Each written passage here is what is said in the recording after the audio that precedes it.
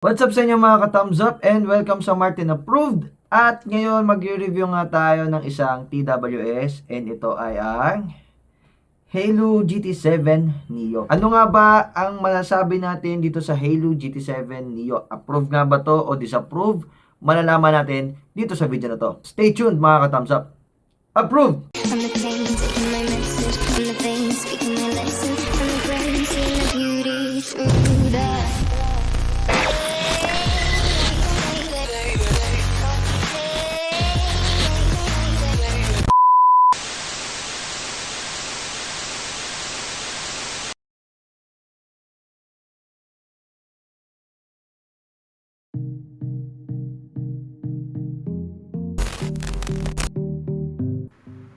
So, umpisahan natin ang video to sa unboxing ng Halo GT7 Neo.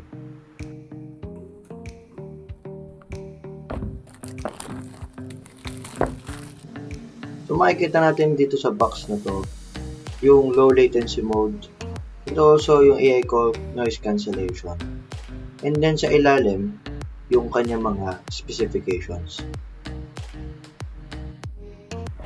Siyempre, pagbukas ng ating box, makikita agad natin ang Halo GT7 Neo na nakaseal pa. Set aside muna natin to. And then, tatanggalin lang natin itong cover na to. Another cover uli.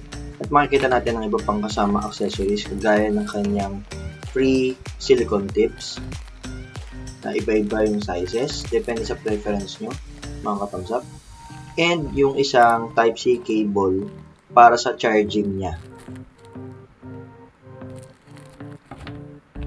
Siyempre, hindi mawawala ang ating user manual na available sa Chinese and English language. And makikita natin na wala nang included pa na ibang accessories sa box. And that's all for our unboxing video.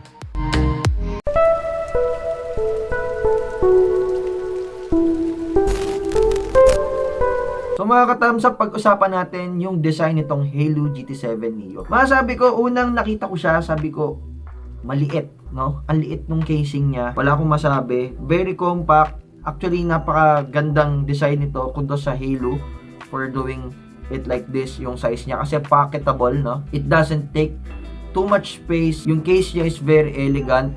Yung finish ng Halo is there na parang medyo matte. Downside lang nito is prone siya sa scratches dahil matte nga. Pero if that is least of your concern, okay lang naman. Meron siyang Halo branding sa ibabaw na naka-emboss at may glossy accent. Sa gilid, sa bandang kanan, makikita natin yung USB Type-C port at isang butas na hindi ko alam kung pang reset ba or mic, pero para siyang hole sa mic. Maganda dito, magnetic yung kanyang lid. Yung hinge niya ay strong naman yung magnet. Ayan, makikita nyo mga ka-thumbs up.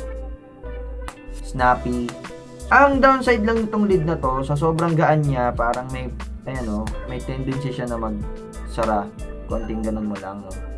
So, hindi, yung hinge niya medyo mahina. Unlike dun sa mga higher tier na TWS na medyo may kalakasan yung hinge na lumalaban. Pero, hindi naman siya big factor for me to not consider buying this product. Sa loob, pag binuksan mo, makikita mo na yung dalawang naglalaki yung earbuds na may stem. So, parang ang design ngayon nito ay hindi lang siya basta earbuds na bilog lang, kundi meron siyang stem. At actually, dun sa stem na yon nakalocate yung kanyang dalawang charging pins. Merong left and right branding dun sa earbuds. Hindi ka malilito kung saan tenga mo i-fit yung earbuds. Meron na siyang kasamang silicone tip. Kakaiba lang yung design ng silicone tip niya kasi medyo manipis. Hindi yung typical na parang malaki. And yung mismong speaker grill niya or yung pinaka pinagmumula ng tunog ay hindi rin typical kasi may pagka-oblong. Sadly, hindi siya pang universal silicone tip. Kung gusto mo magpalit ng tip, ang pwede mo lang gamitin ay yung mga included tips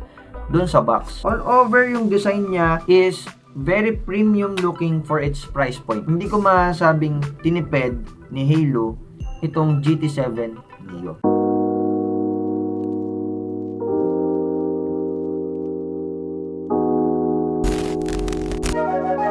Ang Ang Halo GT7 Neo ay naka-Bluetooth 5.2 na, which is yung pinaka-latest na technology natin for Bluetooth. Meron din itong AI call noise cancellation kung saan pag tumatawag ka, mas na-filter out yung mga environment sounds at mas klaro yung maririnig mong tunog sa kausap mo. Hindi ka ngayon mababother na pag may kausap ka at nasa maingay na environment ka, hindi mo maririnig yung kausap mo. At syempre, dahil ito ay isang TWS, expect na merong mga delays sa sound, pero meron itong low latency mode. Karamihan naman ng mga TWS ngayon, equipped na with low latency mode. Ito ay equipped with 8mm dynamic driver at meron siyang 22 hours total battery life, na kung saan 6.5 hours ang itatagal ng isang earbud kung tuloy-tuloy kang nakikinig music. Para sa akin mga ka-thumbs up, yung 6.5 hours napakatagal na nun, no, nababad sa music. Ang battery capacity ng each earbud ay 35 mAh, samantalang ang charging case niya ay nasa 310 mAh. Ang maganda dito mga ka-thumbs up, madali na rin siyang i-charge kasi nga nabanggit natin kanina mga ka-thumbs up dun sa design na ang charging port ito ay Type-C. Ngayon mga ka-thumbs up, testingin natin ang sound quality ng Halo GT7 Neo. So, ayan. Tingnan natin. So, basically yung notifications ng connection ng Halo GT7 Neo ay walang pinagkaiba sa Halo GT5. So, testingin natin.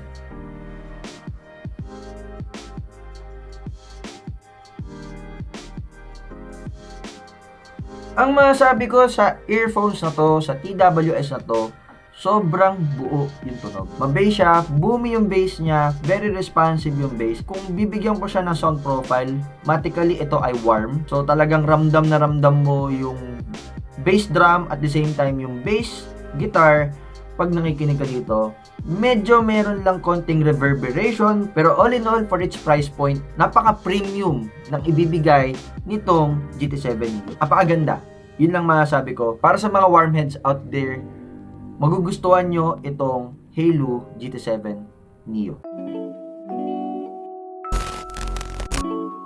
Ngayon mga ka-thumbs up, pag-usapan natin yung functions, operations nitong Halo GT7 Neo. Sa pairing, madali lang siyang i-pair. Bubuksan mo lang yung case and then ilalabas mo lang yung earphones and then sa Bluetooth mo, sa phone mo, search mo lang and makikita mo agad yung pangalan na Halo GT7 Neo and then click mo lang and then paired na. Ngayon, kung merong minsan mga problems like halimbawa yung isang earbud lang yung na-pair at hindi gumagana yung isa, ang gawin mo lang is ibalik mo yung isa sa case, sarado mo yung case, buksan mo yung case and then i-try mo ulit kung gumagana siya or hindi. Pag hindi, kailangan mong i-reset yung connection mo with the Bluetooth sa cellphone mo at i-reconnect mo uli yung Halo GT7 Neo. Para sa music operation, long press to play or pause. So, hindi siya single tap but long press. It's a brilliant design or brilliant move para kay Halo GT7 Neo kasi usually yung iba sa atin mahilig matulog ng merong music sa tenga, tama, di ba? Experience ko dati sa GT5, matulog ako, nakakabit yung GT5 sa tenga ko,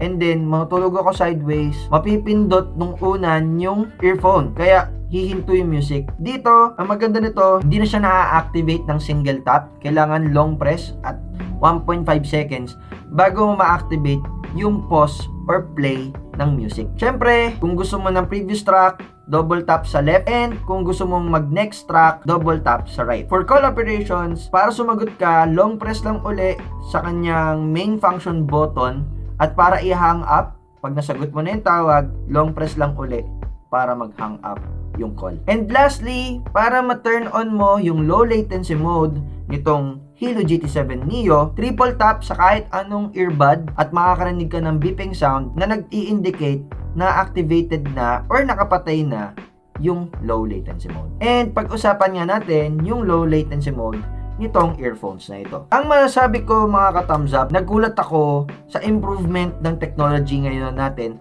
sa mga TWS. Nagsimula akong magkaroon ng TWS back in the days na nilabas yung FreeBuds 3 ng Huawei. Masasabi ko na ang laki ng improvement kasi nagulat ako sa kayang gawin ng low latency mode nito. As in, nung pinindot ko yung low latency mode, halos wala akong mapansin o makitang delay sa sound at sa video na napapanood ko. Take note, ang pinapanood ko mga ka-thumbs up ay drum video, drum cover. Usually, pag naka TWS ako, nauuna yung palo bago yung tunog. Kahit naka low latency mode na dun sa mga previous kong earphones. Pero this time around, nagulat ako sa ability ng low latency mode nitong Halo GT7 Neo na talagang halos sabay siya dun sa palo ng drummer. Wala akong masabi.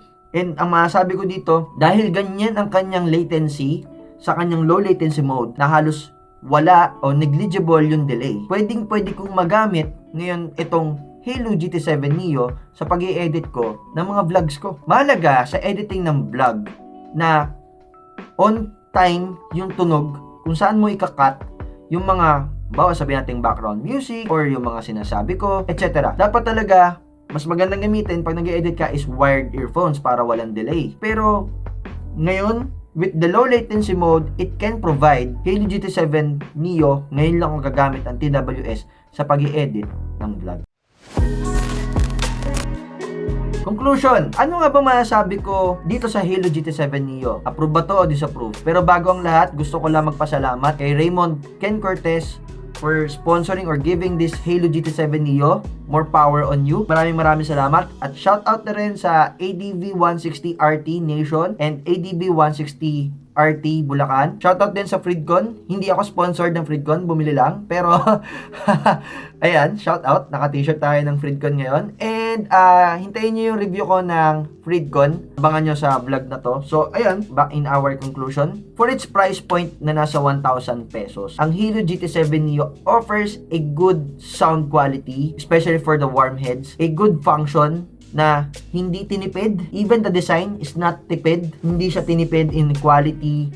And ang masasabi ko, it offers great potential para sa price point niya. Masasabi kong bang for the buck itong Halo GT7 Neo. Siguro kung may babaguhin ako, it's on the design wise na gagawin ko medyo glossy. And also, lalagyan ko ng light indicator or LED indicator yung kanyang case. Kasi ayun, kung mapapansin nyo, ang umiilaw lang dito yung buds. At yung ilaw ng buds, hindi rin ganun kalakas. Pero para sa akin, okay lang din yung minimalist. Pero, yeah, yung functionality kasi, paano mo malalaman kung may charge pa yung charging case? Masasabi ko, approved tong Halo GT7 Neo when it comes to its quality over the price. No, may sasuggest ko ba to para sa mga mahilig sa earphones out there? Yes, definitely.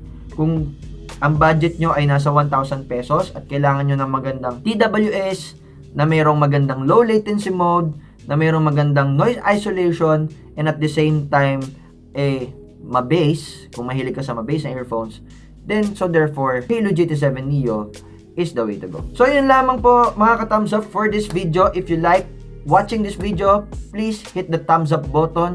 Subscribe ka na rin, share, like, comment, and yun. I'll see you guys on the next video. Thumbs up!